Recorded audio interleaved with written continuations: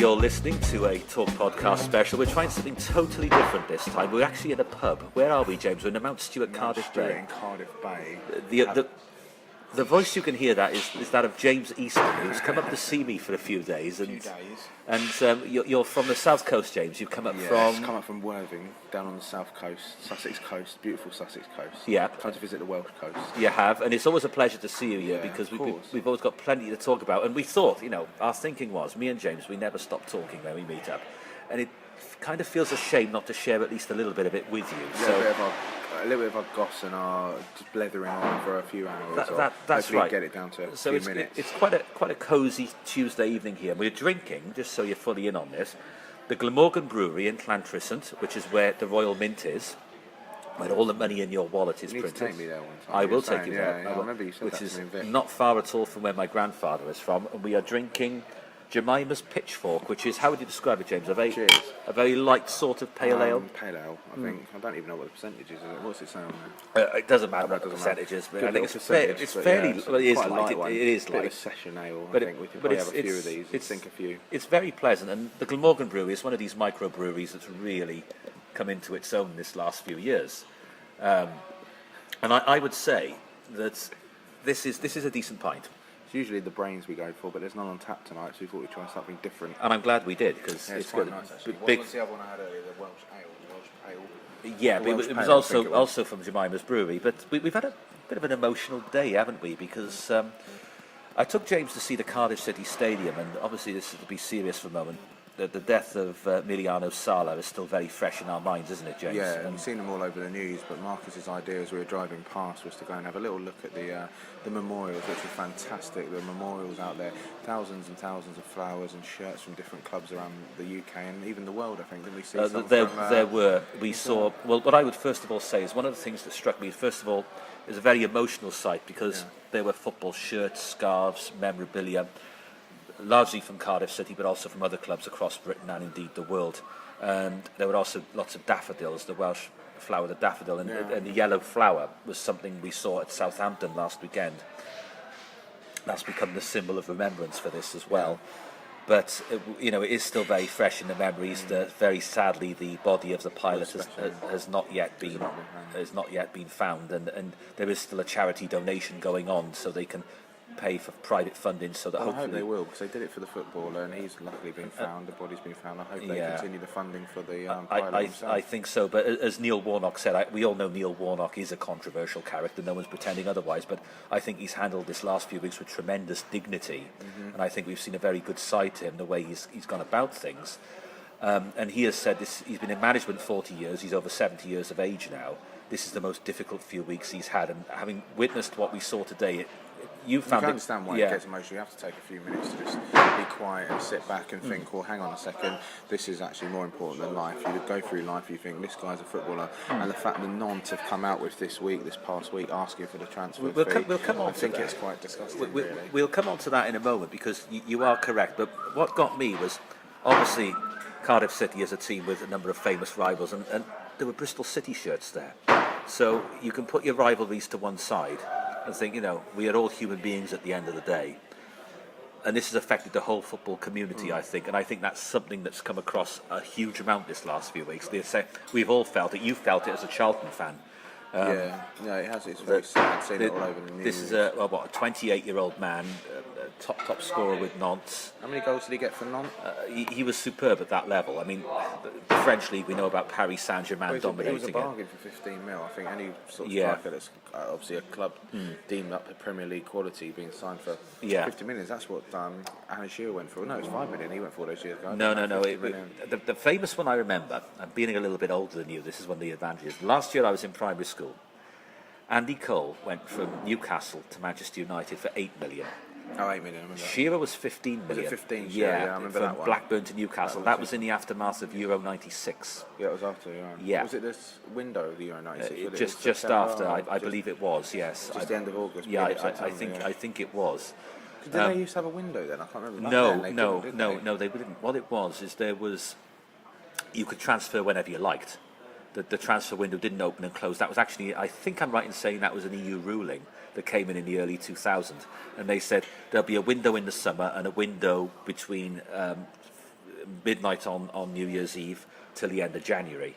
And that's This is the worst window in the world. and that's been the pattern. It's followed. Well, this particular window has been fairly Did you lose uneventful. anyone from Cardiff at that time? I don't think we did. 'Cause we lost one of our key strikers, Carlin Grant, to Huddersfield. I don't. Last Yeah. minute of the window, and for anyone that knows me and knows the plight of Charlton, it wasn't a good thing when the owner turns around and says there's no more money for anyone to replace him. So all that money, where's that money gone? Yeah, well, there's a lot we could say about Charlton, and indeed we might in a few moments' time. But the situation we were in here in Cardiff, this guy was coming here and he was due to try and make his mark. Can he make it at Premier League level? And then I'll tell you, I don't think I've told you this already. I went to bed late the night before and I had LBC radio on. What, on the transfer deadline? No, this was Before you announced Sala? when Sala had signed, and then Yeah. he'd gone back to say cheerio to his friends in Nantes. And I went to bed, LBC radio, and I listened to the on the top of the hour news bulletin, and it was a light aircraft has gone missing in the English Channel. And I thought, oh God, that doesn't sound very good. Very sad, obviously, but thought no, not much more of it, and went to sleep. Put Nick Ferrari's excellent breakfast show on in the morning. Cardiff City striker Emiliano Sala was the person on that flight, and that shook me up a bit. I can be honest that with night, was that because you go to bed obviously very late at night, whereas Yeah. I go to bed still quite late, but Yeah. you know, 1, 2 I in the don't think morning. I did think that day, night. actually, I think yeah. that night it came out that there had been a plane crash, but no one was known. No, what had been that was report, it. That's and it was yeah. the following morning You're that right. they found out that was. You're the, right, and I had Nick Ferrari's breakfast show on and the news bulletin, and it shook me up. I thought, oh, good grief, this is quite some story. This, and well, what can you say, really? This is a guy in the prime of his life. He visited Cardiff the previous weekend. He'd done all that was asked of him. And one of the things that got me is that at times like this, rivalries are put to one side. And I would like to say sincerely thank you to Bristol City fans for that lovely gesture we saw on the ground with that signed shirt outside would the Swansea stadium. not have been a closer rival than Bristol? I don't really know about the history. Historically, no, because Is Bristol closer than terms well, of miles it's not to so much Swansea? that. It's that up until about the 1970s, Swansea were nowhere near us. We were not in the same Oh, in leagues. terms of the leagues and everything like that. Yeah. The rise of Swansea is an interesting story because it was John Toshak when he was part of Bill Shankly's Liverpool team. He was let go when he was in his late 20s, Yeah. and he came to Swansea as player-manager. And John Toshak was seen as a very bright young player-manager at that time. And he still played himself in most games at that period. And they became known in the early 80s as Liverpool reserves because he got players like... But on loan and largely, yeah. Kennedy came over on loan when he was Ray Kennedy towards the end of his career. One or two others, I think, before I was born, this was. And then, because Cardiff City was somewhat in the doldrums and Swansea were on the way up, we were in the same league for a period, and then that's when the Cardiff-Swansea rivalry became more intense. But historically, I think you could argue that the Cardiff-Bristol City rivalry... I always would have thought countrywide. I guess if there's a distance, it's like... Seven-side, opposite It's like sides for of years Seven we Bridge. never really had a proper rival because of us being in the Premier League as Charlton. Go down to the Championship and we have Crystal Palace Yeah. straight away and then Millwall and such, but now we're lower than them. So what our traditional rivals at the moment I'd say would be AFC Wimbledon. Yeah, sure. Because of a little bit of history, when we had Carl Robinson as our manager, obviously MK Don's MK manager, Dons, of course, yeah. AFC Wimbledon hate MK Dons Yeah. because of obvious reasons of the franchise, and then obviously when you play them, they're booing and shouting and effing and blinding at Carl Robinson, so that's given them a bit of a rivalry there. But I guess in terms of London derby, trying to think of it at the moment, I think that could be one of League One's only London derbies. I'm thinking. I think we've got a kind of Kent derby. Yeah, we call it the A2 derby because that's such as down the A2. We've got Gillingham. Yeah. But apart from that, I can't really think who a rival would be really. Apart from that in the league at the moment, but obviously hoping next season if everything goes right, we get promoted and go to Palace, get relegated. We have that rivalry back. We'll have Millwall because Millwall are struggling at the moment. Well, we have a big rivalry with Millwall ourselves here in Yeah, Cardiff. that's because of the naughty boys. Well, again, The Intercity. I don't want to get too much into this now because we're going a little bit off where we wanted to go with this discussion. But Millwall, the hooliganism of the 70s and 80s. There's a book by David Jones and Tony Rivers about the Soul Crew, the Cardiff City hooligans.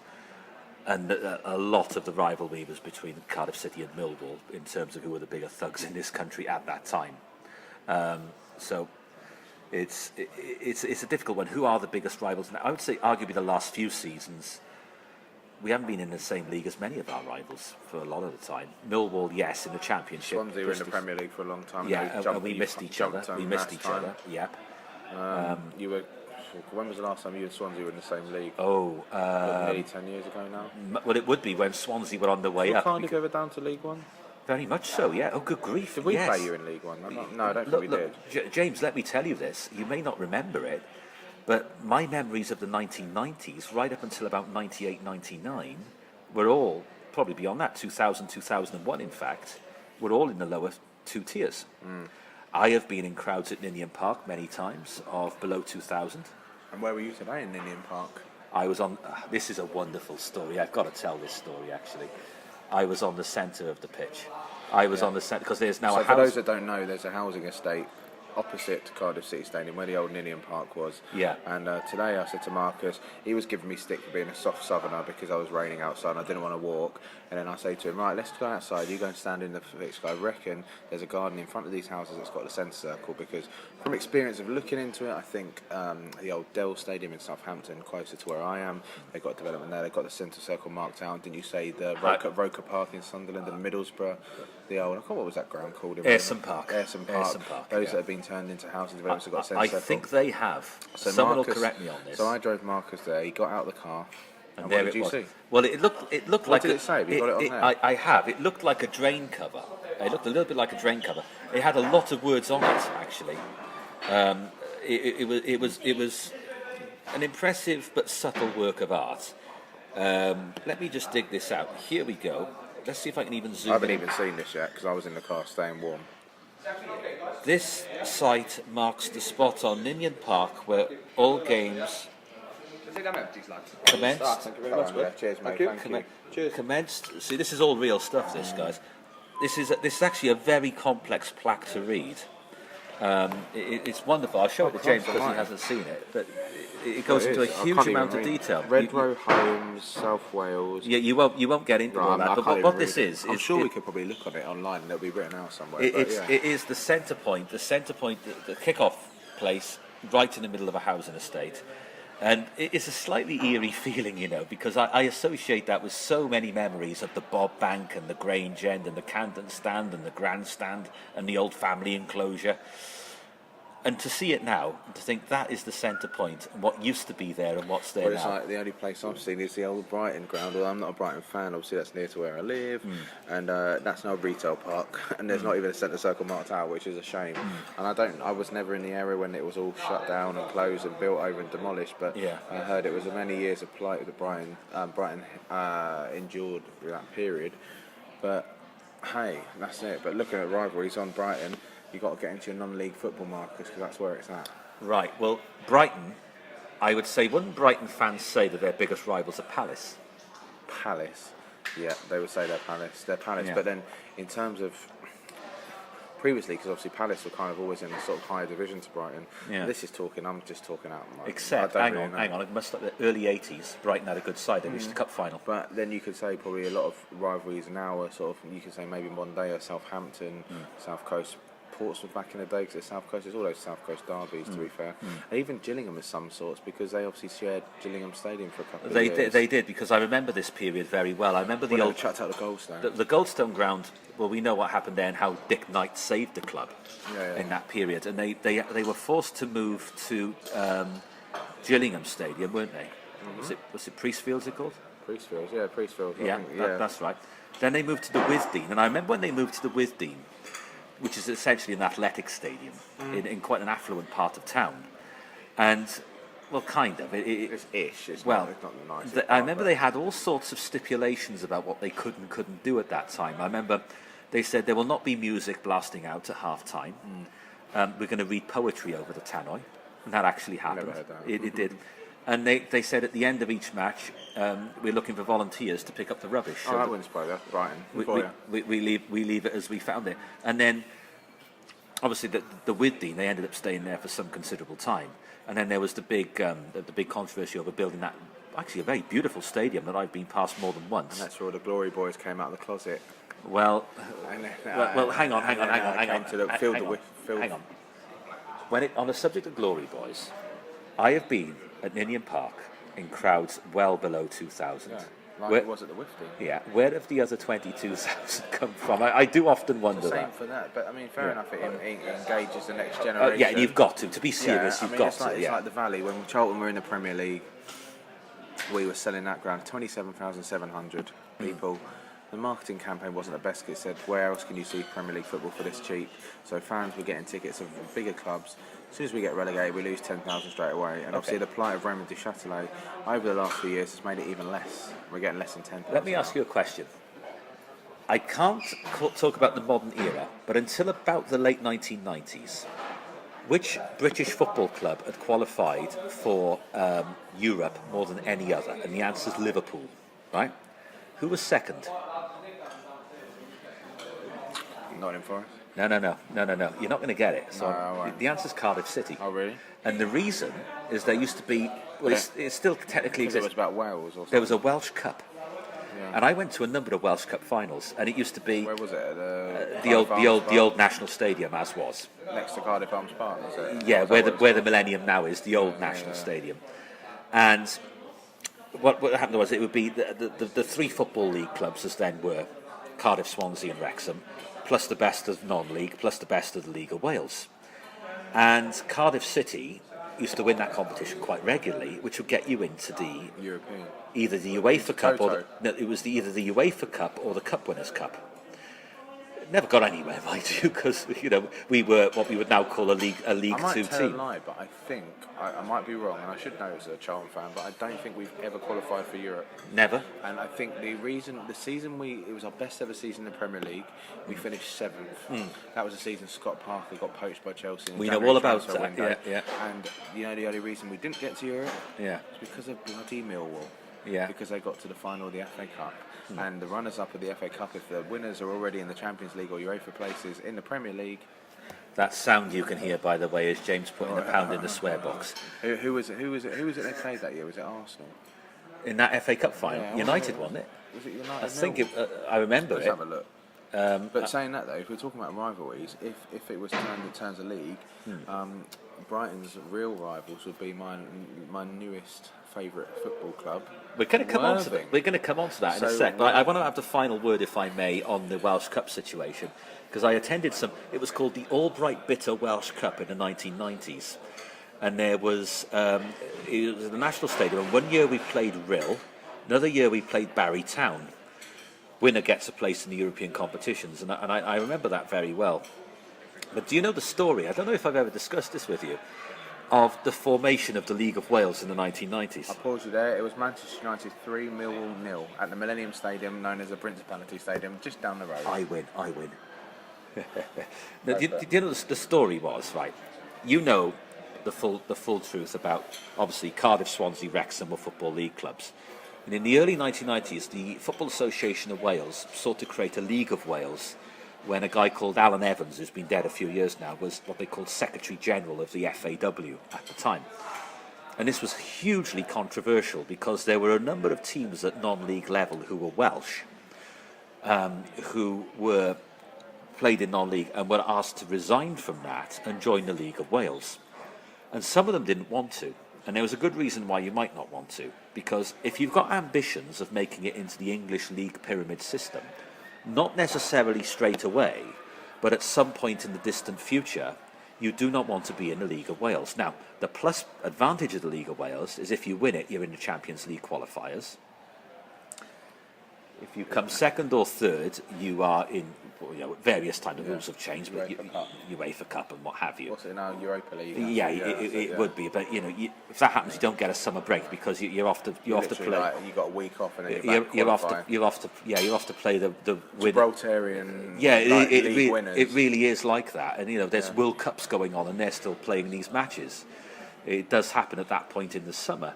But so what happened was there were certain clubs that didn't want to join the League of Wales.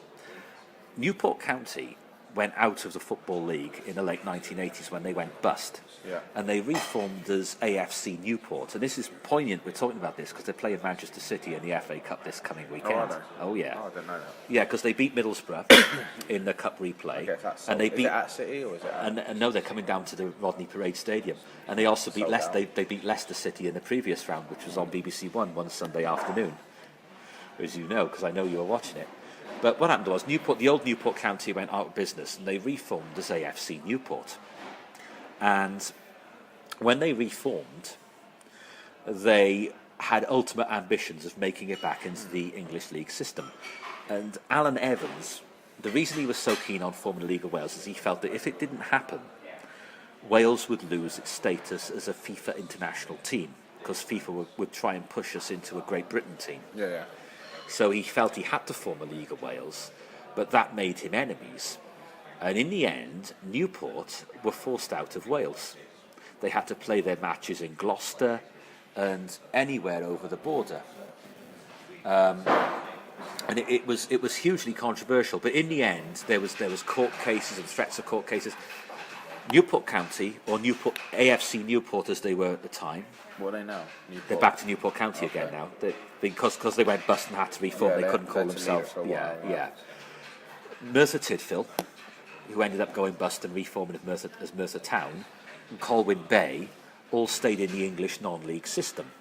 Now, there's two reasons why you might want to do that. One is if you've ever got ambitions of making it into the English pyramid, you would want to stay put. And the other is that you know the regional nature of non-league football. If you are in, for example, if you are in Newport... Sorry, I just have to pause you, and this will be funny. There's like, in my eye line right now, there's peripheral vision, I can see this girl who, the selfie generation, I would say, is literally posing for a pint of drink, pouting her lips, as you can imagine, with her phone right in front of her, and every sort of different angle to see what kind of different angle she does for drink. And I'm sorry, it's really putting me off, Marcus, but I apologise. Look at me instead, I'm a much prettier sight. Yeah, but when it's in your peripheral vision, you can see something going... I noticed you were looking somewhat distracted. I can see Sky News in the background in somebody's flat. That's what I can see. It's a shame you can't see someone else going on their flat, but you know. Well, going back to where I was at, you know this, James, going back to the non-league system, it's regional, and it is much easier if you are living in Newport or if you are living in Merthyr to travel to places like Gloucester and Worcester than it is to travel to North Wales. So there was another factor there as well. But we've now got a situation where actually Newport, for all Alan Evans, and Alan Evans was seen as a hate figure in Newport for a period, towards the end of his life he started going to some of their matches again. And he actually got a reasonable welcome, as I understand it. He was seen as the enemy. But things worked out all right, because now they're back in League Two? League Two. League Two. Yeah. Well, they were in League One, weren't they? They got relegated. Yeah. Because it wasn't that long ago. They were in conference. Yeah, that's right. And they got 2 or 3 years ago. More than that, about 5, 6 now. And then they ended up getting promoted into League One. You look at like Torquay, aren't they down in Conference South? Well, there's so many teams that have gone that way. What was the team? Halifax Town went bust. Halifax Town went bust. Before Charlton won the league, when we were in League One, I think Stockport, they were down. They were in League One. Now they're in Conference North. Was it Panorama North or whatever it's called now? Yeah. But there's so many examples of this of teams going out the Football League. Halifax Town went bust and had to reform. And obviously, it was that. What was the Darlington with their big old stadium? Their George Reynolds, the Reynolds Arena. Now, it was called. It's now a rugby stadium. Yeah. They've turned it into rugby for Darlington Rugby. You know the one that sticks in my mind? The merger that created Rushden and Diamonds. They ended up in the Football League. Dean Park, was it? They're called something like that. Neen Park, was it? Something. Rushden. I think it's Neen Park. Neen Park. Sounds like it rings a bell. But they built this brand new spanking stadium, which was the owner of Dr. Martins. Oh, really? Max Griggs, I think his name was. Dr. Martins Stadium? No, just look up on your phone. Neen Park is in Peterborough. No, not Neen Park then. Let's see. Rushden and Diamonds Stadium. I'm not far off here. No, there'll be people listening to this. There'll be people shouting at this at this podcast now, saying that's the name of it when we're seconds away from finding out.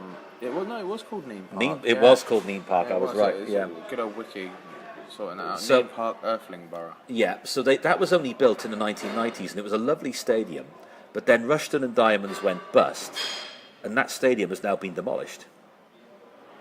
So you can see, can't you, that there's a number of clubs that have gone out of the Football League never to return, or, hey, not to return anytime soon. Demolished on the 12th of May 2017. Yeah.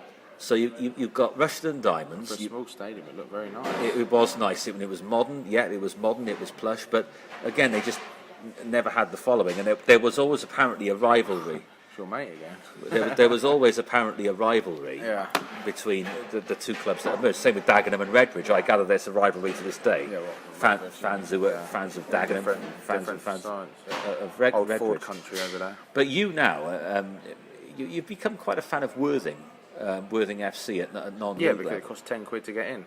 Yeah, but I can have a beer on the pitch, beer at the stand. It's got a really nice feel to the place. I mean, I first knew about Worthing from, well, obviously the Undateables, which is that Channel 4 programme. No. And let's explore this in more depth. Yeah, well, the Channel 4 programme, the Undateables, and it was a guy called George. I can't remember his surname, but he was a player for them. And he had an accident, a car accident, I think it was. I might be wrong.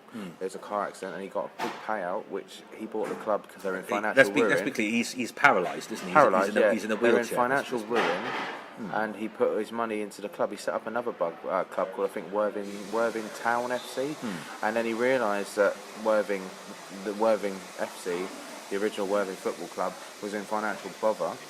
And took them over, and they've now got a new 3G pitch, which has been a couple of years old. Yeah. I think it was last season that they had a few problems with that at the beginning, and they had to postpone. They had to play a lot of them home matches away from home. Yeah. And then this year they are currently just hovering around the playoffs. So it's going to be a good running. But at the end of the day, I look at it, and I'm always going to be a Charlton fan, no matter what. I love Charlton heart and heart. But for me, it cost me a good.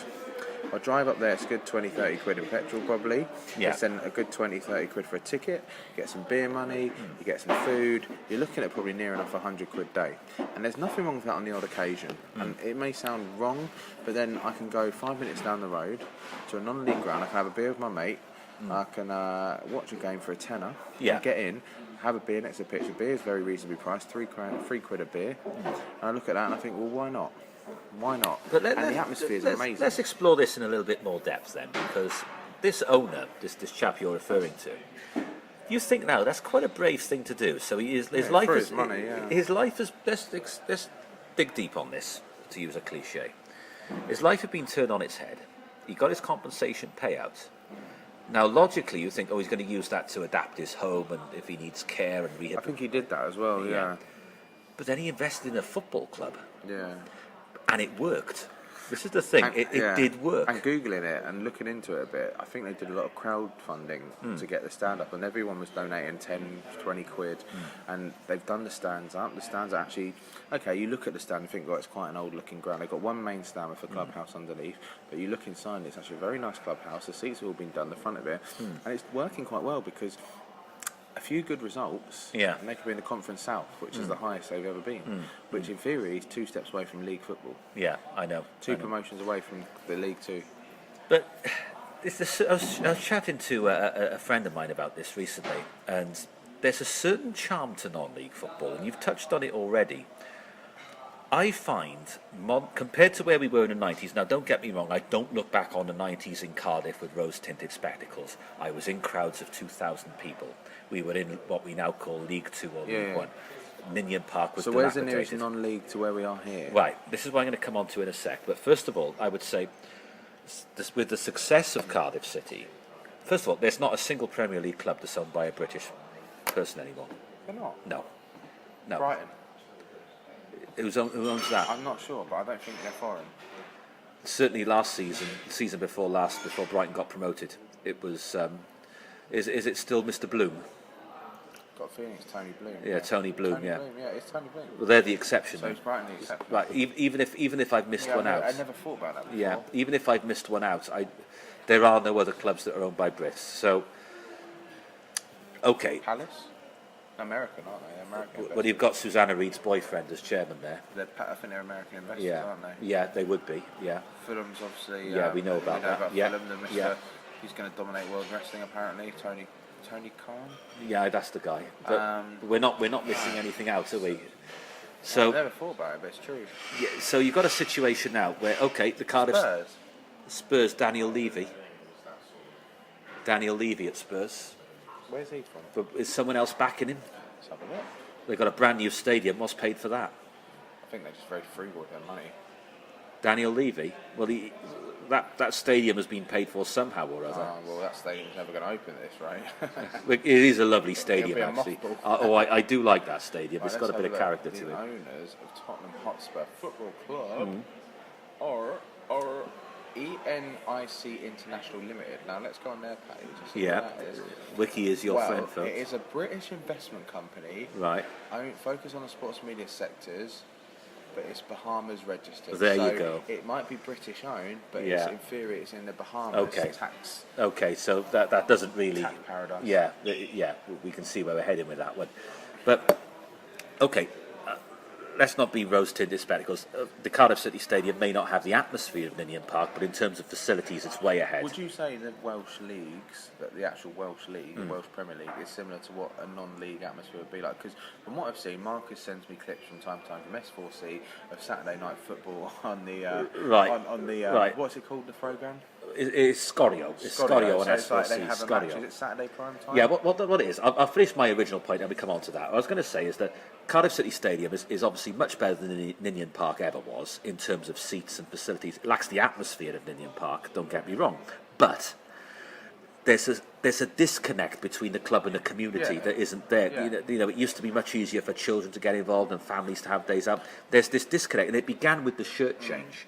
When saying that today, obviously when we were seeing Sala's memorial, I pointed out to Marcus, and I thought this was brilliant. They do a Flex 5, I think it was called, wasn't it? Flex 5, which was 120 quid for an adult, and you got 2 Class A matches, which were City, United, Liverpool, Spurs, Chelsea, and then you had 2 and 3 games from Class B or C, which was pretty much every other club in the Premier League. Yeah. And for 120 quid, I think that was an absolute bargain, which is kind of maybe, as you say, you're going to say about the shirt thing, maybe it's them trying to give back to the community and trying to say, right, we need to sort of fan base. I'll answer that.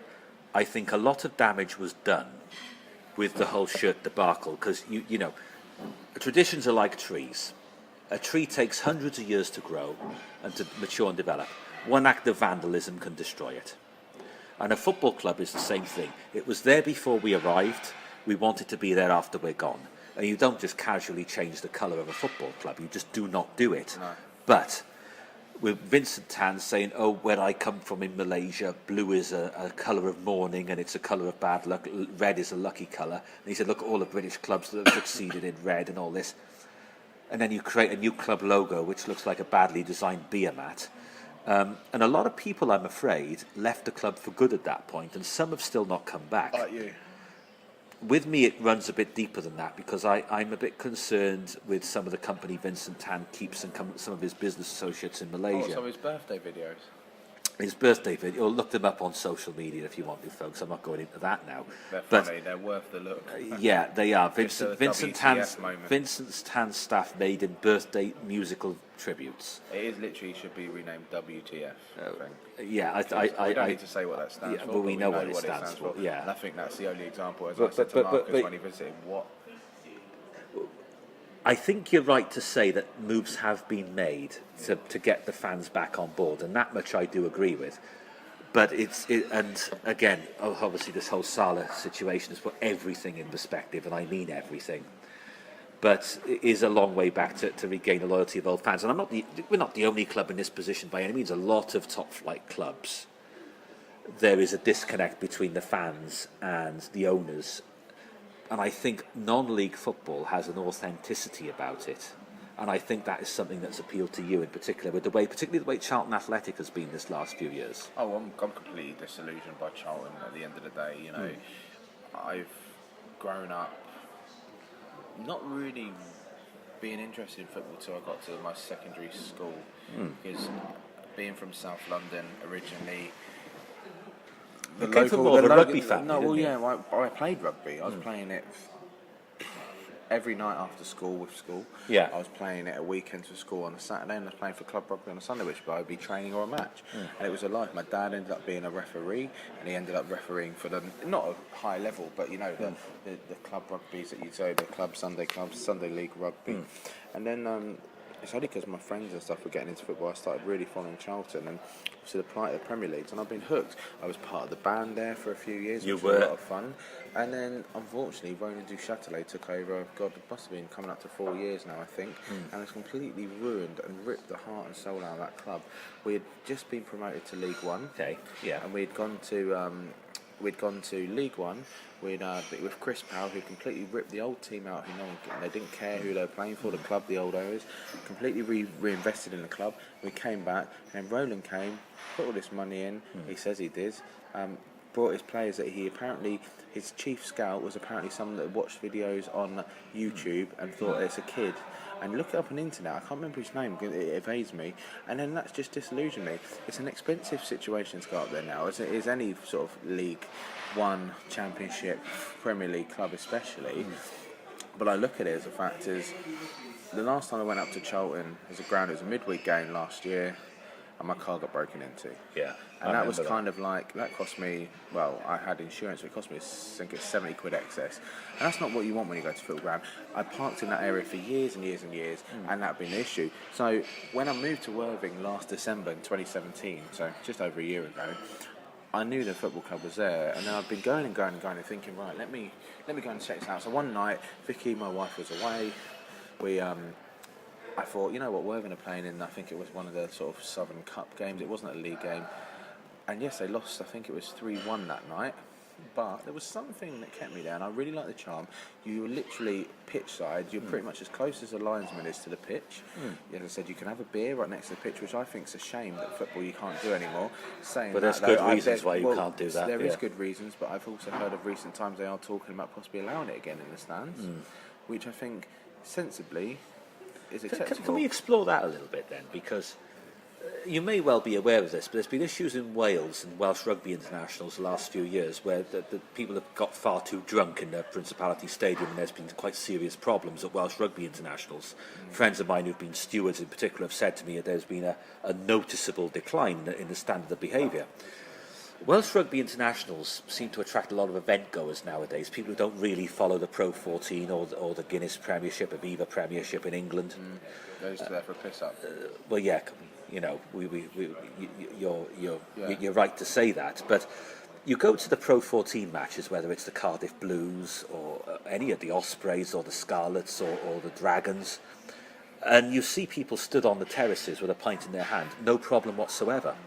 And there is a nice camaraderie and a nice atmosphere. And there's that in non-league football as well. Yeah. And I just think...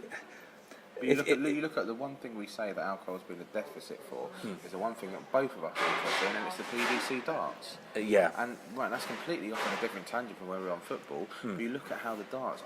You know for a fact, I started going to the PDC World Championship every year. I would make sure I'd go to a session. Yeah. And the last year I went, I came out soaked in beer because a load of people that decided to throw quite expensive beer that was coming. You had to buy it in jugs. So it was, I think, about 20 quid for 5 pint jugs. 4 quid a pint. Yeah. And they decided to throw it over each other. They're not watching the darts. They're chanting each other, chanting the tables, chanting the seats. And that is where you look at it. But then you can go to the non-league football. Okay, completely different sport, completely different. But you see old guys, old boys that have been probably going as long as most of the football clubs. Yeah. You know, a lot of them, don't get me wrong, have got, which I don't really understand why you would, because I'd never wear a Charlton shirt at a Worthing game. But you see some people wearing Brighton shirts, Portsmouth shirts due to the vicinity, normally younger kids, but there's that sort of camaraderie where you've got the old boys, the young boys, all sitting there having a pint, having a chat. It's all I say is all non-league football's got that sort of experience of maybe you're down the pub on a Saturday with a couple of your mates, you're having a pint, but there's a football game going on in the back garden. And I think that's what's really nice and it's really charming. It's got a really good atmosphere. It's hard to explain. I mean, one of my friends, Simon, takes the mick out of me for going and being this Worthing fan, but I think he's slightly endeared by it now, and I think anyone would go. Hopefully, I'll get Marcus along to a game one time. Yeah, when I Next visit time you, he's come I'll visiting down. certainly do that. Because when he came to visit in the new year, they just played. The day I picked him up from the station, they had just played, and I come from I think it was a 2-1 win, or 2-0 win it was that day. But yeah, I'd recommend to anyone to go and see it and see the atmosphere. I can compare it to from seeing on the TV. Is that Scorchio, or what did you say it was called? Scorio, which was like the live Saturday night matches on S4C. That's something I'm glad you mentioned because, okay, so the FAW created the Welsh Premier League. It was originally called the League of Wales. It's now called the Welsh Premiership. And a lot of the non-league teams resigned from the English pyramid to be a part of this because they felt they had to. Were they in non-league England before English non-league? They were. A lot of them resigned. Oh, really? This was the issue. When was this? Early 90s, early to when out. So they would have been playing teams like Worthing and stuff. Oh yeah, they would have done. Yeah, okay. They would have done it because it was regional. There was, I think that one. Yeah, South, we're the South. Yeah. There's a couple. There's the Iceman division, which is the Bostik, which Worthing are in, and then we got another one which I can't even remember what it is. It's very confusing. So what happened was, apart from Newport County, Merthyr Tydfil and Colwyn Bay, who stuck with the English system and faced the consequences of that, Newport, as I said, were exiled into England for a period, couldn't play their matches in Wales. The rest all resigned and joined this Welsh Premier League. And we've now reached a situation. In the early years, back the old Barry Town were dominant, and then John Fashanu bought them for a period.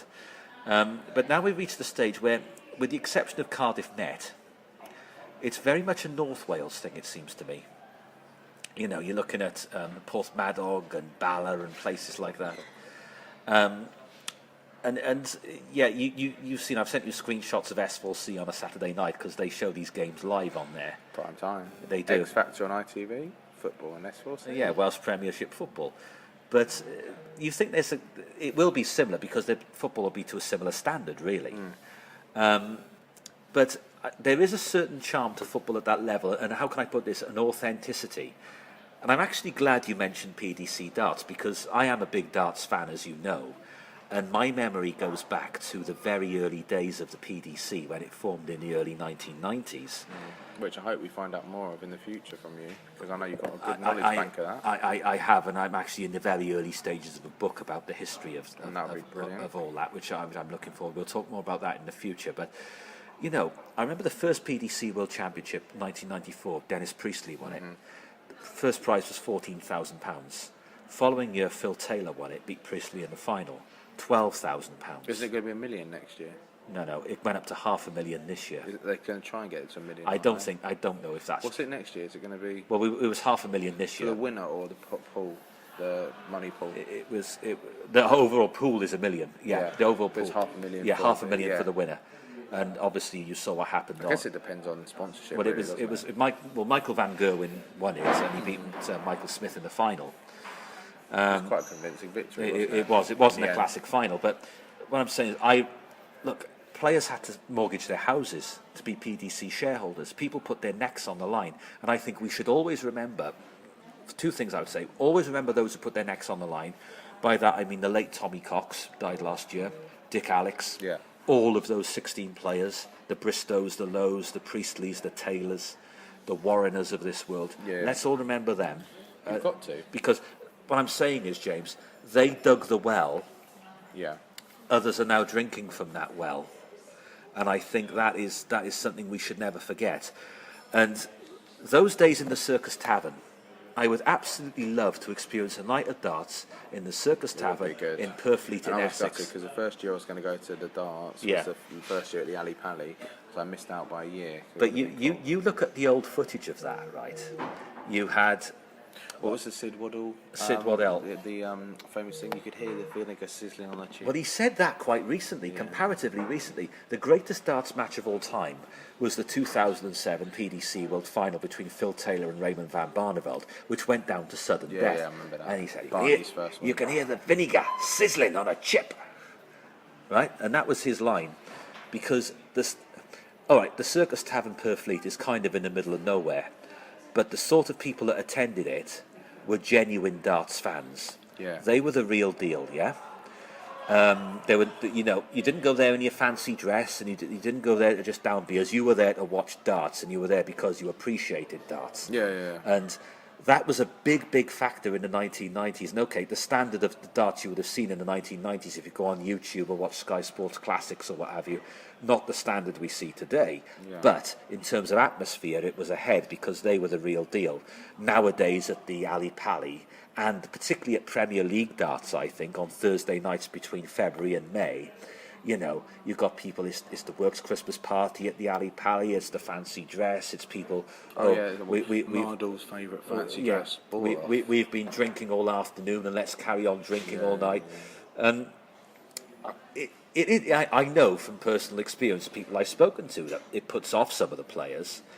But, okay, a lot more money in darts nowadays, very, very obviously, as I just gave a comparison. We've gone from a £12,000 first prize to a £500,000 first prize. But a price has been paid in other ways, don't you think? Yes, I think it has. It's been paid a lot better, and the quality is getting better. And it's nice to see new. You know, I was quite happy when Phil obviously stood down and moved, because I wasn't his number one fan. I can't dispute what a great player he was. I cannot dispute that. It's great to see Van Gerwen, coming out after that horrible first match where he got a pint of beer. There we are. This is what I'm talking about. Let's talk about that. That first round match he had at the Ali Pali in December. He was getting ready to do his walk-on, and someone threw a glass of beer over him. I hope it was beer.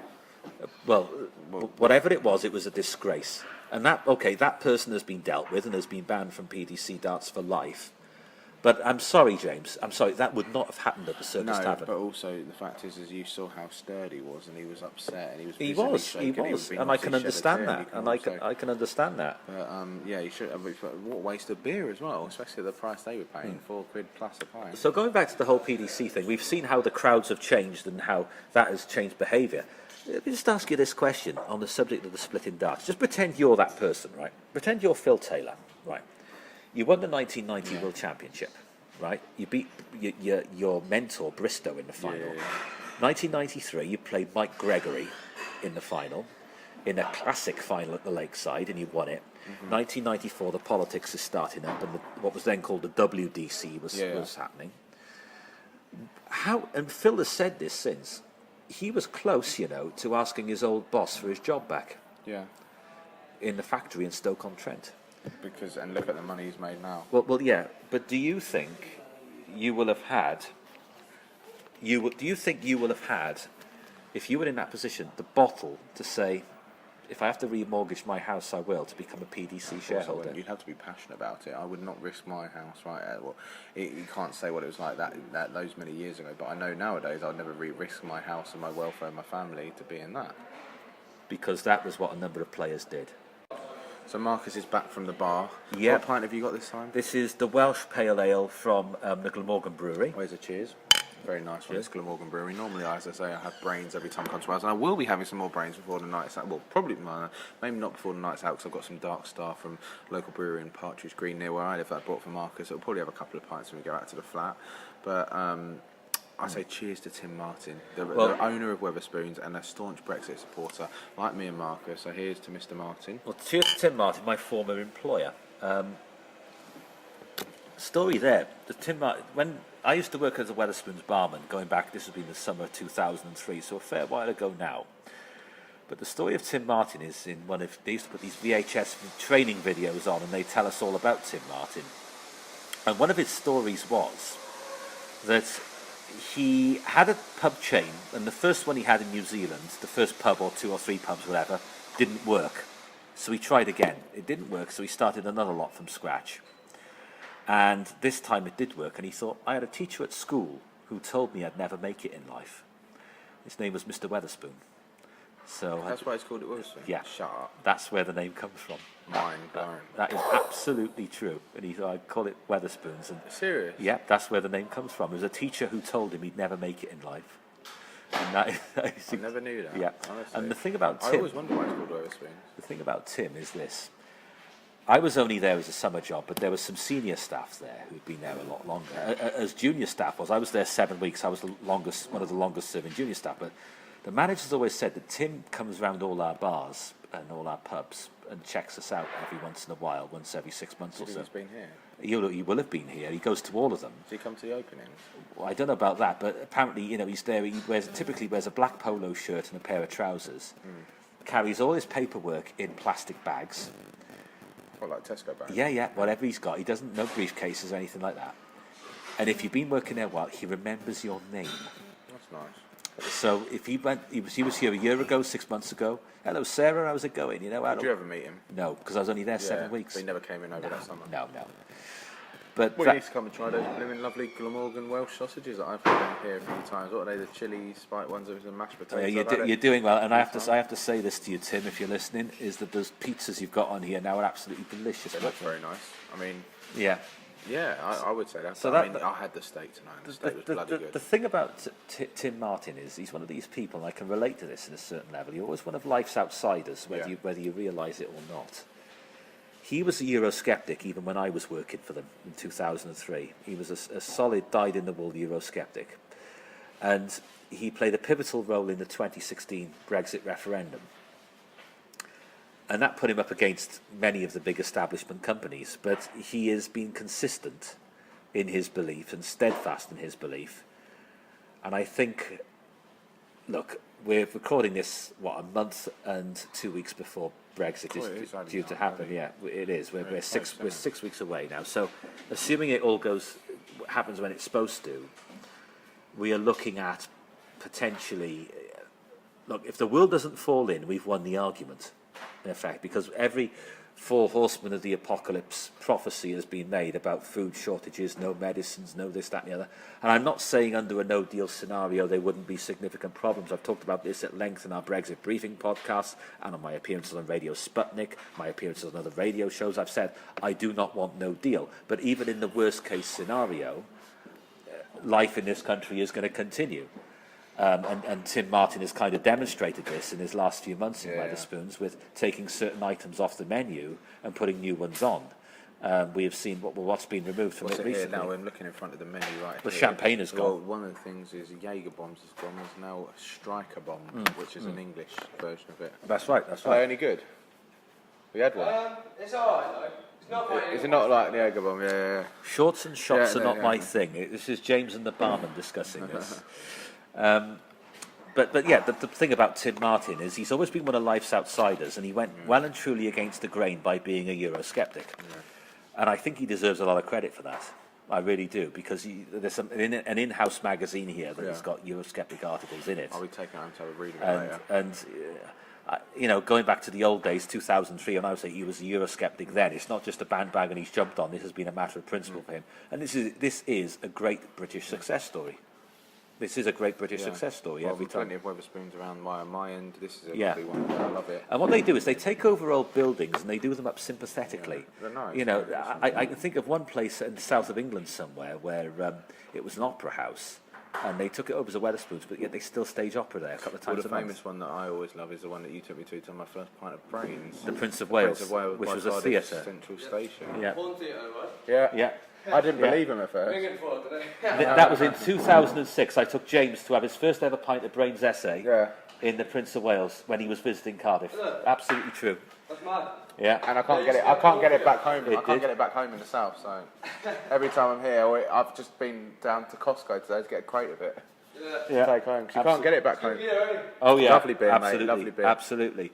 So, everything you heard there, guest starring the barman, is true. But anyway, James, this has been an absolute pleasure. We've covered non-league football, we've covered darts, we've covered the hollowing out, the hollowing out of football, the way it's the connect between the club and the fans has been lost. So, thank you for listening to this podcast, and we'll catch you again. Thank you, Mr. Barman. What's your name, sir? Connor. That was guest starring Connor as well. We've turned him into a worldwide star. Thank you very much for listening. Until next time, it's goodbye.